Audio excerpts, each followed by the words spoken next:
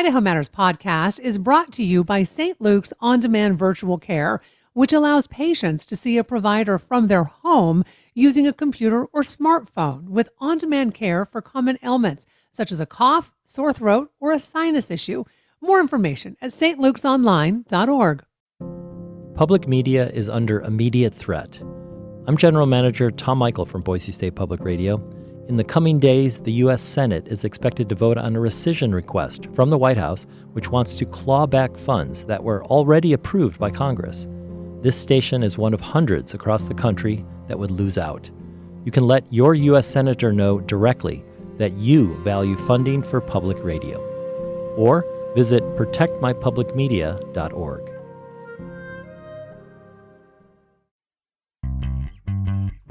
From the studios of Boise State Public Radio News, I'm Samantha Wright, filling in for Gemma Gaudette. It's Idaho Matters.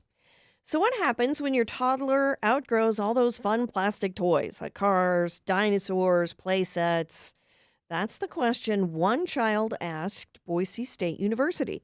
It's part of their very cool Questions by Kids series, where a kid asks a question, and then the university's 1,400 researchers and faculty tackle the answer. Dr. Scott Phillips is a professor with the Micron School of Materials Science and Engineering. He joins us now to help answer this question. Hi, Dr. Phillips. How are you today? Wonderful. Thanks for having me. Cool. Okay, so the first half of the question was, what happens to the toys that get thrown away? So let's start there. What happens to the toys besides the fact that they're sad?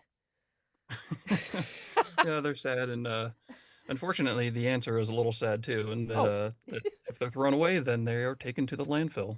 And at the landfill, of course, they get buried. And landfills are actually super complex, so it's interesting how they do that whole process. But they get buried, and it then takes the toys a very long time before they would break down to starting material chemicals. So simple small molecules. Just to give a context, I guess, there's 90% of toys are plastic. Ooh. And I know in my family's experience, right, they become pretty brittle after using them or just beat apart from the kids. And, Sure. And so we don't have a way of recycling them, or at least I don't know of a good way of recycling them. And so if 90% are plastic, that means that 90% of the toys are typically ending up in the landfill. And so if it takes, say, hundreds or thousands of years for those toys to degrade, then they're there for a very, very long time. Wow. Okay, you don't think about it, but that's a lot. Yeah, once you bury it, it's out of sight. Right? Out of sight, out of mind. The second part of the question from the kid was, why can't everything be recycled? You used a potato chip bag as an example, and I just happen to have a potato chip bag here. Well, it's a pretzel bag because my family ate all the chips. But can you tell me a little bit about these bags? I'm looking at it. It's crinkly. What are these made of?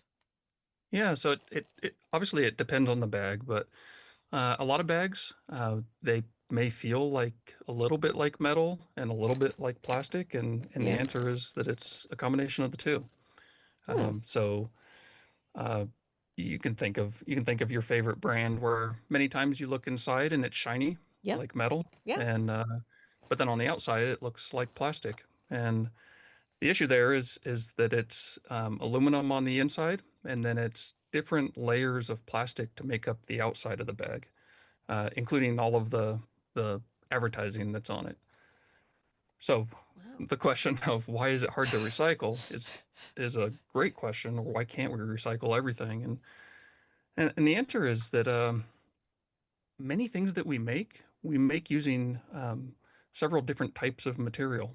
And so we just don't have a good way of separating those materials at the end of life. That's not something that people have thought that much about. So when you discard that potato chip bag, right, it'd be great if we could separate the aluminum from the plastic, but right now we just don't know how to do that on a scale where you'd have truckloads of potato chip bags. Yeah. I think it's fascinating because the potato chip bag is a great example because, as you said, so many things are made from so many different kinds of material, plastics and other things, and even different kinds of plastics. And one of the things you're doing at Boise State is figuring out how to use or recycle plastics without having to separate them, like in the potato chip bag. Tell me about that. Yeah, so maybe it's out of frustration, or maybe it's everybody in the plastic recycling world, including myself, we've always thought that the way to recycle is to separate everything from one another. So separate each type of plastic, and then proceed from there. And the problem is that becomes an enormous separations problem that really makes it too expensive and too challenging to Mm. do a lot of recycling. Hmm. And in many cases, like the chip bags, you just can't separate them easily, or in an efficient way. So yeah, we started asking the question of, well, what if we didn't? What if we didn't separate them? We make lots of composite materials that we use in the world. So asphalt shingles are a good example. Um, so if we didn't separate them, could we blend them together, meaning blend all non-recyclable plastics together in such a way to be able to get useful materials out of it, and sort of use that as not necessarily a pure plastic material. It would now be a composite of whatever components went into it. And added to that question is, could we add other components? Could we add sawdust, right? Another waste Hmm. product, as wood fiber and things to help strengthen the product that we would get out. And so that's the general question that we've been asking. So I've seen a couple of pictures of some of the things you're working on to turn the plastic it kind of into a grayish sort of plastic board. I guess is the only thing I can think of Hmm. as a way to describe it. You mentioned asphalt shingled. I thought of particle board, but with plastic. So what's this process? Tell us about it. Well, so we've been focused primarily on making lumber. So we're making the equivalent of 2x4s. We can also make 4x4s, 2x6s, right? Different sizes of lumber. And the thought there was that one, we need to shred all of the plastic up to break them down to small particles that we can then melt and get them to mix well together. So if you think about what you do when you cook in the kitchen, or doing baking, you have to blend components, and so we do the same sort of thing. And we also add colorant at times, and we always add UV protectant. Hmm. So what we don't want to do is to make something new that's just going to create some other type of problem immediately. And so we blend all these components together, melt them, put them through essentially um, a big, really hot screw that forces the melted material through, and then we use that to fill metal molds that are in the size of the lumber that we want to make.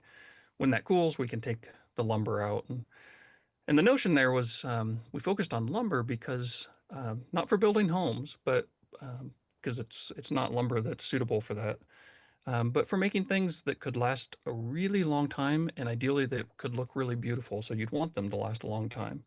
So things like benches, Hmm. or comfortable chairs, or raised beds, as an example, and um, planters and that kind of thing. We've got a couple pictures we're going to put on our website of what you're talking about with the plastic boards and the benches, which I think is fascinating. So, could this new method maybe make a dent in plastic recycling and become a new kind of building material for folks? Make a dent, and so, yeah, you're hitting on a little bit of a sore subject, and um, so making a dent requires real scale up in terms of machinery. Mm. That was something I actually started to explore, and financially it was out of reach. But uh, there's a so yes, it can certainly make a local impact, and I think we'd have to have lots of these kinds of processes taking place around the country to make a decent impact. The quantity of plastic that we're dealing with is huge. And so that's the other sore part of the subject. And just to give you a number, there was a study for the Ada County landfill of the amount of plastic, estimating the amount of plastic going in per year. And I think this was 2024, but don't quote me on that. And my conversion of that number is that it's essentially 1,800 large school buses, the equivalent of that, are being, Oh, in terms of plastic, are being buried in the landfill. So there's a lot of material that wow. we need to be able to recover, and um, ideally not have go to the landfill. And one way to phrase it, I had a neighbor talk to me about this, is if we made really pretty benches and other really pretty things that people like and want to hang on to rather than using them as single-use items, then we'd essentially be sequestering the plastic for for a very long time, right? Tens, if not more than that, of years. Wow. That's amazing. I like that. And the school buses, oh my gosh. Okay, we've got about a minute left. What's next for your research? What happens next? Yeah, so since it's only a minute, I could go on and on. This fall, I want to start a circular materials lab and a circular materials club. Ooh. And the goal there is I really want to start making immediate local impact while also providing education to students. And so I want to do outreach efforts. I want to do plastic cleanups and collection, teach people how to make lumber and things from these components, help local businesses solve problems that they have with sort of odd plastics they may need to discard and they'd like to recycle, but nobody will take them. Let's see Mm. if we can address some of those problems. Um, and with this club and with this circular materials lab, I can see anybody from the community, community members, high school students, undergrads and grad students from Boise State. I can see a lot of people being involved and would love to have a lot of people involved in it. Wow. We've been speaking with Dr. Scott Phillips, a professor with the Micron School of Materials Science and Engineering at Boise State, who's looking for a better way to recycle plastics. We're going to put a link to his answer from the questions by kids on our website, boisestatepublicradio.org. Thanks so much for being here. And, we should have you back and you can talk about the club and how people can get involved. Oh, I'd love to. Thanks for having me. This is the Idaho Matters podcast. I'm Gemma Gaudette. These days, there's so much news, it can be hard to keep up with what it all means for you, your family, and your community. The Consider This podcast from NPR features our award-winning journalism. 6 days a week, we bring you a deep dive on a news story and provide the context and analysis that helps you make sense of the news. We get behind the headlines. We get to the truth. Listen to the Consider This podcast from NPR.